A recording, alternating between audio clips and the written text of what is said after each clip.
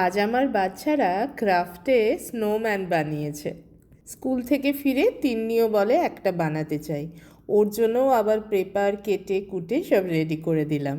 আমার পুচকেগুলোকে আগে একটু দেখাই তোমাদের। তবে ওরা এতটাই ছোট, সবাই তো 3 থেকে 4 বছরের মধ্যে। ওদের জন্য বেশিটাই করে দিতে হয়, তার মধ্যে ওই একটু আঠা লাগিয়ে স্টিক করতে পারলে এইটুকুতেই খুশি। লাস্ট উইকে ক্রিসমাস ট্রি করিয়েছিলাম, আর আগামী সপ্তাহে সান্তা ক্লজ বানিয়ে দেব। তারপরেই সবগুলোকে নিয়ে একটা মেরি ক্রিসমাস ফ্রেম বানিয়ে ওদের দিয়ে দেব।